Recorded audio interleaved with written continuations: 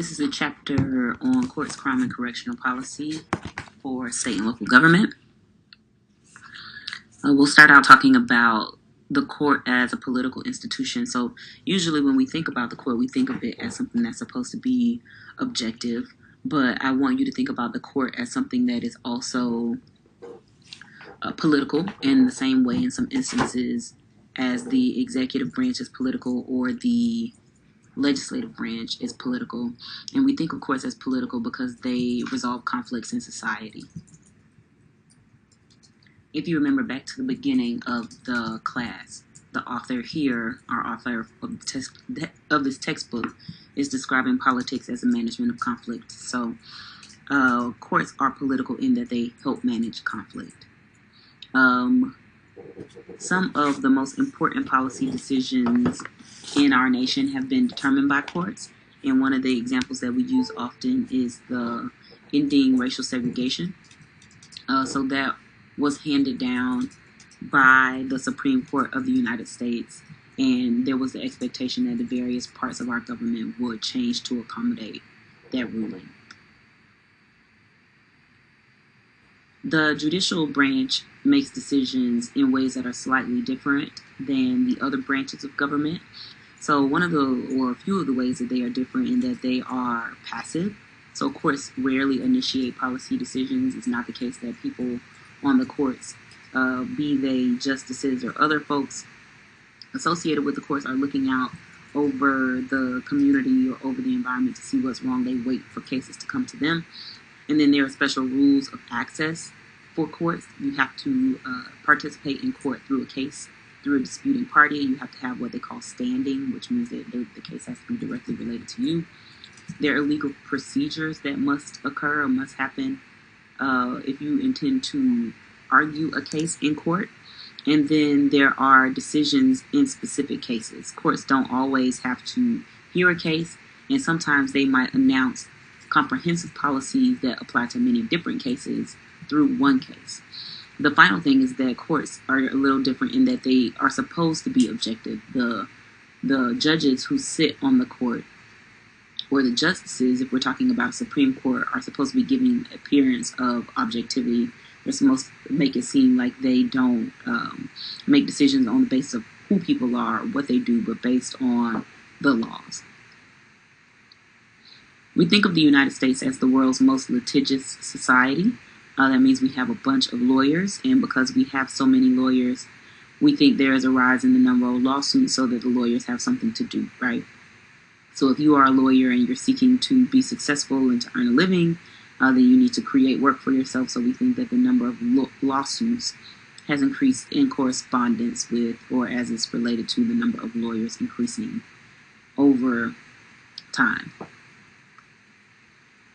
A tort is an important part of law. It's a civil wrong or injury involving private parties. And the court is supposed to provide a remedy in the form of damages when torts exist, or when somebody brings a tort. Most commonly, you can think about the things that occur outside of criminal court. So if you, for example, watch the judge shows on televisions, those things are torts, right? So these are things that are happening outside of criminal cases. There has been a movement toward tort reform in the states, and tort reform is the idea that we have to change, or should change, the way that lawyers and people engage in law as it pertains to torts. So some of the most common reforms are capping the awards for pain and suffering. These will be the kind of awards that you might get after you are in an accident, or if a company has harmed you in some way. These would, under tort reform, be capped to say that you can only get a certain amount of money. There are also efforts to restrict the fees that lawyers can subtract from the total award. So if you have a lawyer, in many places it's the case that you have to try the whole case, and if you win, then you have to pay the lawyer. If you don't win, then you don't pay the lawyer. But some of tort reform has to do with the percentage that the lawyer can take should you win a case. There are also efforts to end a rule of joint and several liability. Joint and several liability is this idea that if something goes wrong, multiple people can be equally responsible for the wrong, regardless of their individual responsibility in the situation. So, for example, if I am a part of a crime and I take an apple from the grocery store, and you are with me when I take the apple from the grocery store, even though I am the one who took the apple, you could be considered an accomplice.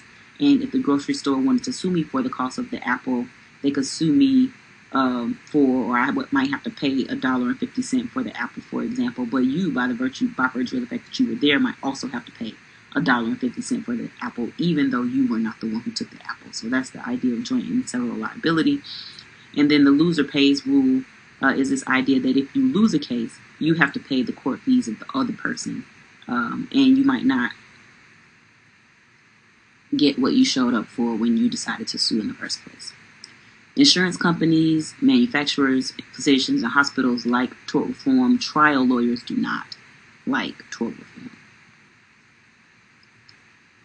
So this idea of federalism is one that has been with us over the course of the semester. Federalism is this idea that government operates at the national and subnational level. This idea of federalism also applies to our courts. So this idea of judicial federalism is the idea that there is a judiciary at the national level and a judiciary at the subnational level. And the Supremacy Clause of the United States asserts that the United States Constitution is the supreme law of the land, and that any state constitution law that comes into conflict with the United States Constitution is null and void. But there, like we remember because we learned about the 10th Amendment, are many things that are not included in the U.S. Constitution and that are left to states. So, judicial federalism is this idea that when something is not explicitly delegated to the United States Constitution, that is left to the states to deal with, and that the states have the authority to interpret their own constitutions to make decisions about how things should happen within their states. Next, we're going to talk about incorporation in judicial federalism, and it goes back to this idea about the Bill of Rights. So let's start this section by remembering why we have a Bill of Rights. So jog your memory a little bit and figure out why we have a Bill of Rights. Remember, there was a discussion or a debate between the Federalists and the Anti-Federalists about the strength of the national government. And the Bill of Rights was a part of a compromise to get the Constitution passed so that we could have some individual rights left to the people and to the states, but also power within the national government. The Bill of Rights, the first 10 amendments of the Constitution, were a national thing that talked about what Congress could not do and how Congress could not impose itself on the people. But it was not immediately clear that those rights that were extended to people and the rule that Congress can't do something also extended to what the states can't do. And this idea first became applicable through the 14th Amendment, which was clear about what states are not allowed to do. So in the 1920s, the Supreme Court started to be clearer about the states' responsibilities to their citizens through the Bill of Rights. And the idea of incorporation is that these court cases come into existence and they codify or they confirm that individuals have rights as citizens of the nation, but those rights also extend to them as citizens of the state.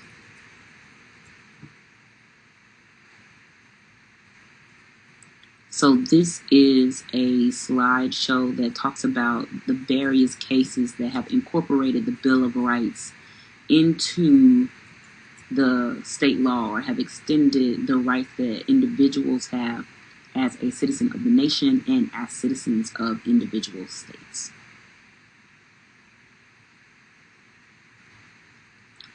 Another important idea is extending personal liberty. So states have the ability to extend rights to citizens, but they don't have the ability to take rights away from citizens. So some state Supreme Courts have gone beyond what the Constitution grants by giving additional rights to citizens that are not inherent in the United States Constitution, which they can do, but they can't take rights away.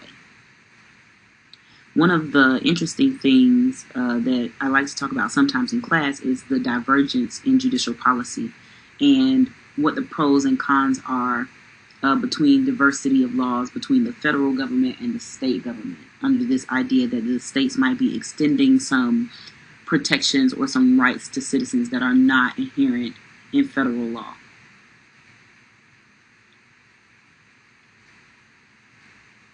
So this slide is asking you to think about what some of the pros and cons are of having some laws exist in the federal government that are not acknowledged by the state government. For example, we could talk about laws around marijuana, which are not sorted out in the federal government yet. So the federal government classifies marijuana as a drug, a Schedule C drug, and is not supposed to be used. It's illegal to use it in federal terms. It's illegal to sell it. But some states have laws that make it legal to use and legal to sell. So that's an example of divergence between the federal government and the state government. And the question is whether that's okay. Like, is it okay to have some states that have laws that allow their citizens to do things that the federal government has not allowed? This is a chart of state and local government court structures, and I'll go through and talk about them in the coming slides. But it's important to note that the state court systems are organized hierarchically, which means that the largest number of them are at the bottom, and then they kind of go up from there. And the kind of least important cases are heard at the bottom, or the least consequential cases are heard at the bottom, and then the most consequential or bigger cases are heard at the top of this triangle.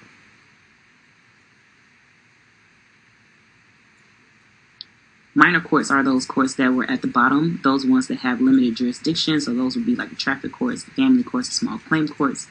The major court trials are going to be the ones above those minor court trials. Those are of general jurisdiction, like district courts, circuit courts, criminal courts.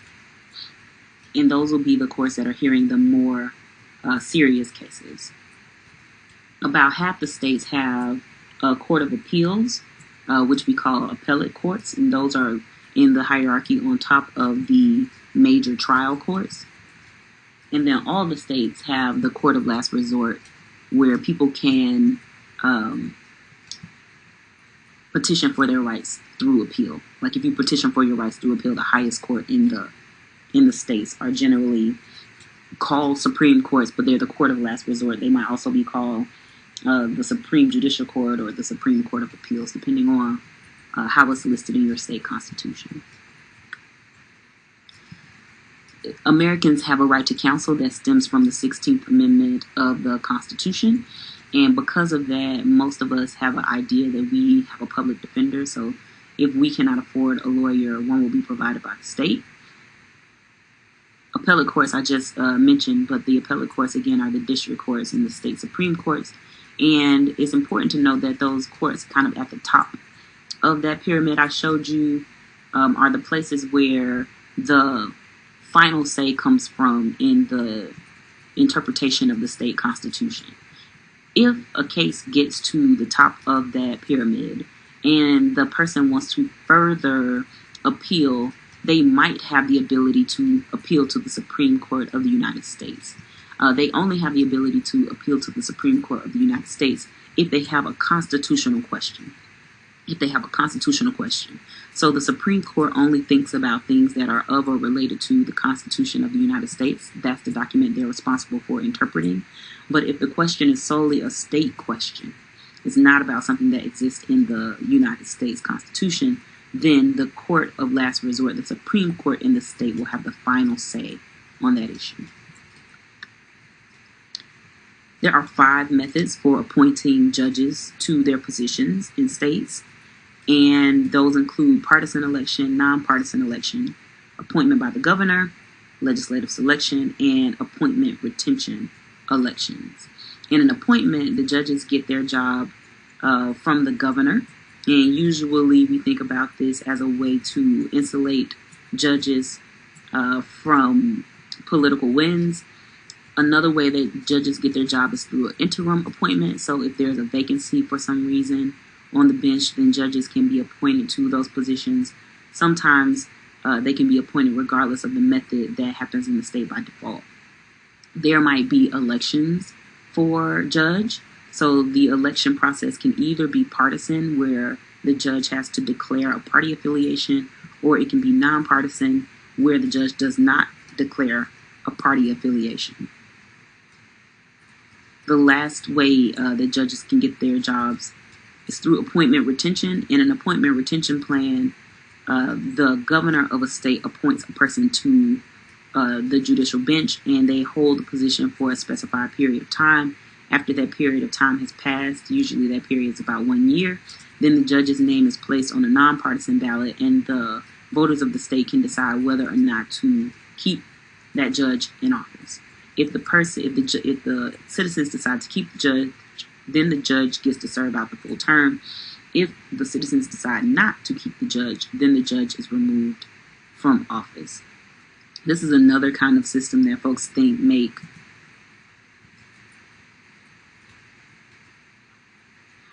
what we know about the people who serve in in judicial offices is about the same as what we know about the folks who serve in all the other offices we've discussed so far. Generally speaking, women and minorities are underrepresented, and white males are overrepresented. Usually the folks who go on to be judges are lawyers. There's a requirement that you go to law school first. The folks who serve as judges are not usually folks who are interested in money, because lawyers have the capacity to make lots more money if they work at firms instead of working in public service. Usually judges don't identify themselves in partisan manners as a way to try to stay objective. If judges need to be removed from office, that usually happens through a commission, or if they're elected, it could happen through a recall. And there is usually little competition in judicial elections. It's not as competitive as some of the other elected jobs in politics. This is a chart that tells you how judicial selections occur in your state. So take a moment to find your state, and then you can figure out how elections occur where you're from.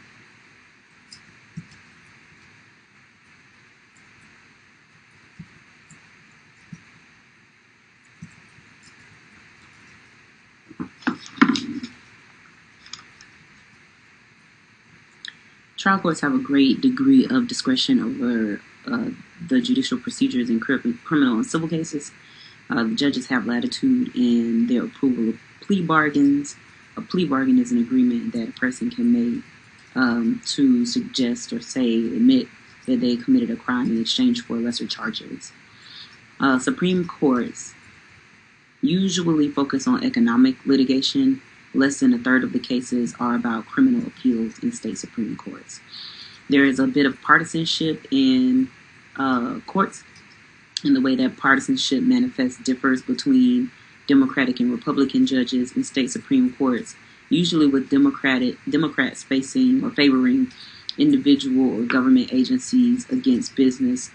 They also seem or frequently oppose the death penalty, whereas Republicans are more apt to favor business and support the death penalty. Next, I want to talk about this idea of judicial activism and judicial restraint. And these have to do with the ways that judges make decisions. Judicial activism is the idea that judges take affirmative steps to make things happen, and restraint is the idea that they leave the laws as they are so things don't change.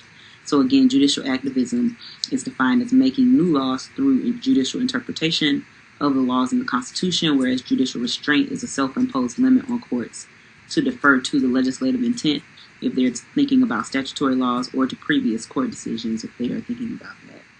When we think about judicial activism and restraint, usually we associate liberal judges with activism and conservative judges with restraint, but that's changing now, such that many of the people who call themselves conservatives have been more activist in nature and have been changing laws to make the laws be what they want them to be, as opposed to leaving them alone as they might have in the past.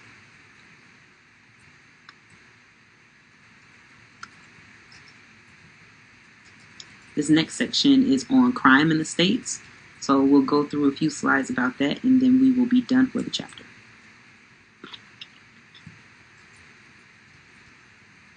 There has or was a rise in crime after the 1960s through the 1980s, and we think that some of that had to do with an uptick in drug distribution and use. It's mostly been declining since then. There's been a bit of uptake in some places since 2010.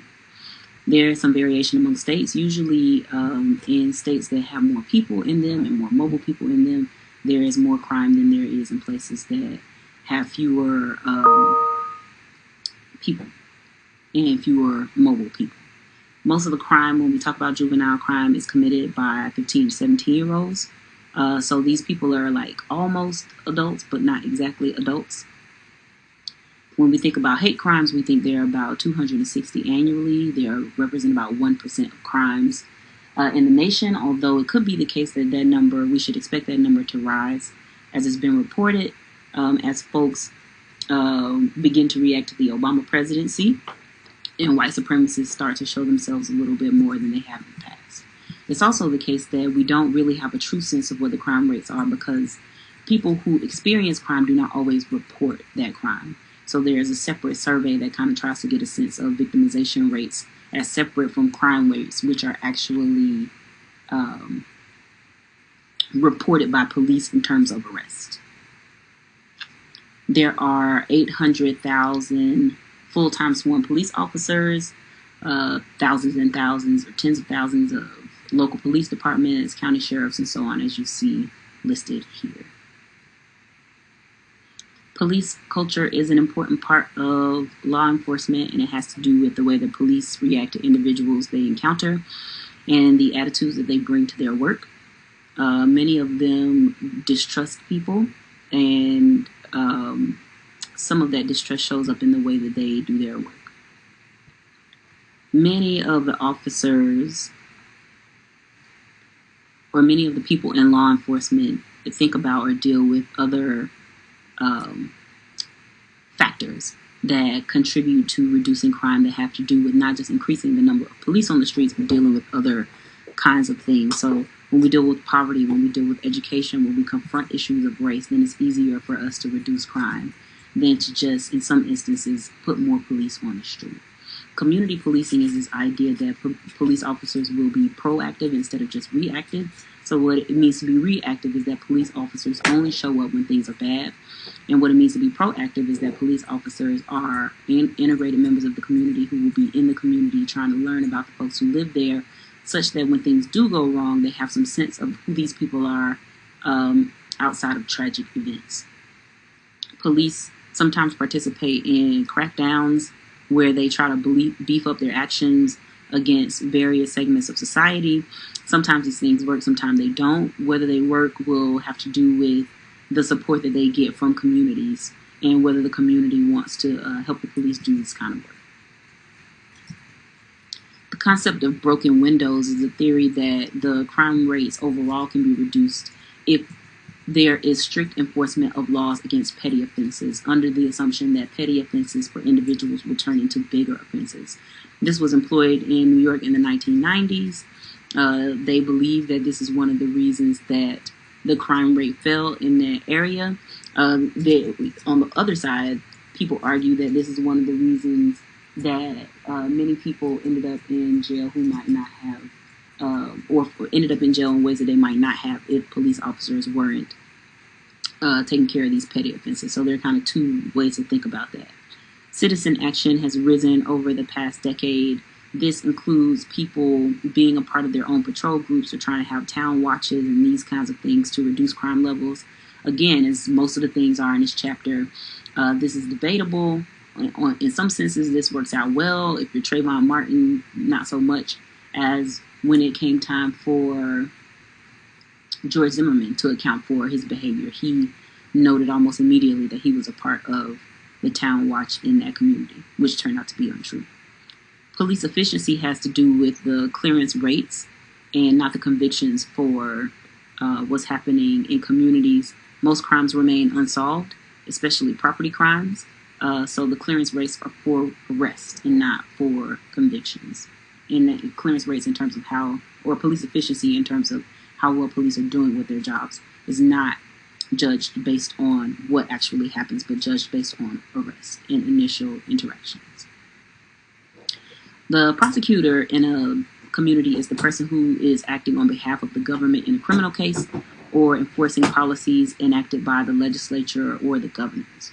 Prosecutors have a great deal of discretion. They can decide whether or not to prosecute someone in a criminal case, and then they can decide on what charges they will prosecute someone in criminal cases. Grand juries are important in this process because they serve as a check on prosecutorial discretion. They help determine whether the prosecutor's evidence warrants placing a person on trial in a felony case. Usually they side with prosecutors, but they don't have to side with prosecutors. So again, the grand jury is the group of folks who help decide whether a case will be prosecuted. Plea bargaining is the process where the prosecutor reduces the seriousness of a charge against a defendant. They might drop some of the charges, or they might agree to recommend a lighter penalty. About 90% of criminal cases in our system are plea bargained, and that gives prosecutors significant discretion in their outcome, because the prosecutors also, I think I'll talk in a minute here, they have some discretion as it relates to sentencing. The prison population has increased exponentially in the United States over recent years.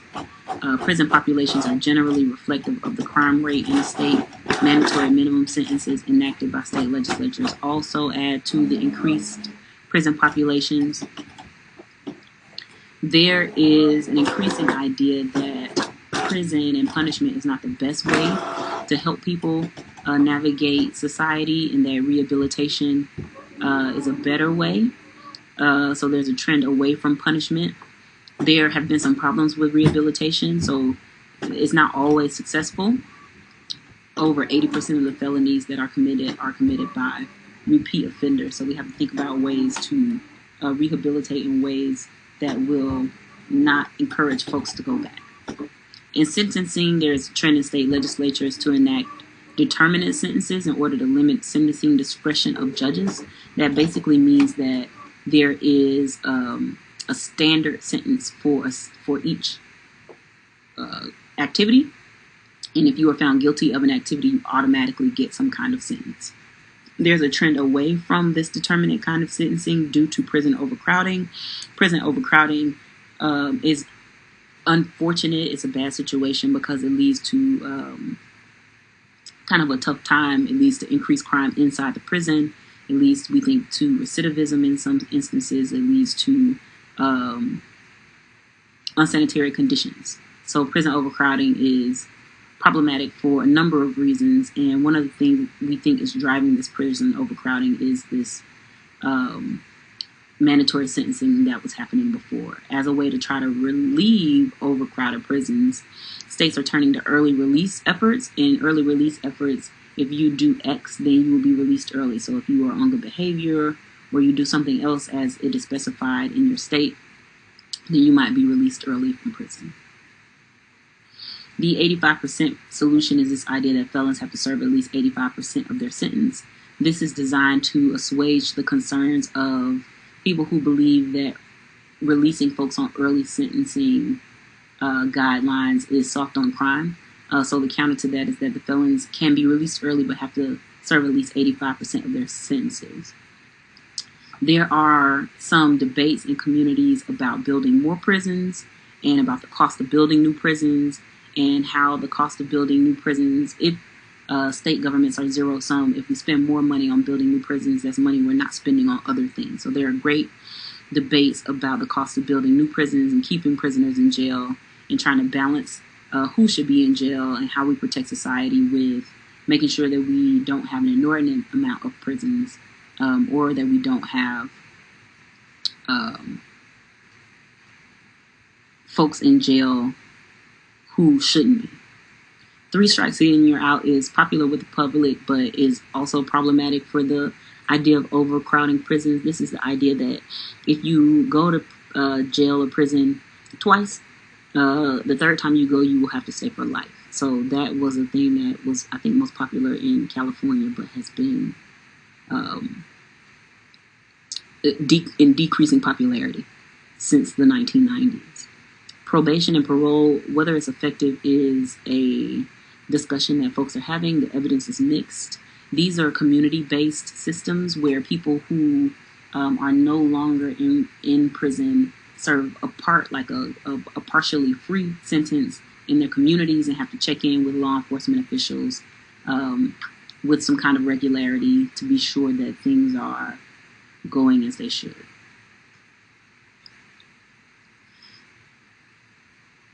The next couple slides are about the death penalty and have to do with the death penalty in the United States as articulated or changed in states.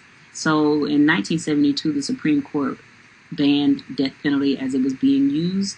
It hadn't been used in the years before that either. I think the book says that it had been 1967 before someone was executed. And there had been questions about whether it was constitutional, both on terms of equal protection under the law, because we know that Black people were, and still are today, disproportionately victims of the death penalty. And there were questions about cruel and unusual punishment. So the Supreme Court ruling banned the death penalty in 1972.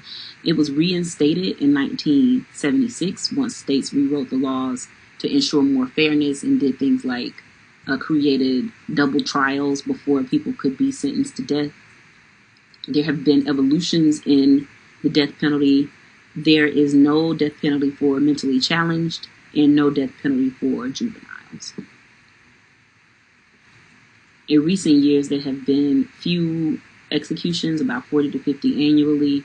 You see the numbers here about who is on death row. 43% of the folks on death row are white and 42% of the folks on death row are Black.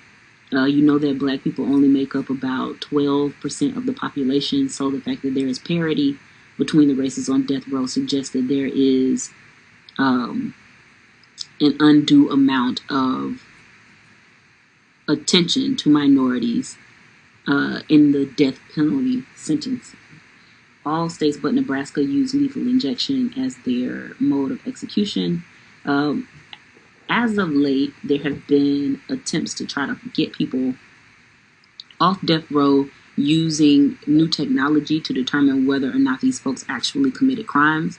So DNA evidence has been really important in getting people exonerated from jail, from prison, I should say. And then these last two slides are slides that just include some definitions in case you need the definitions to understand the rest of the chapter.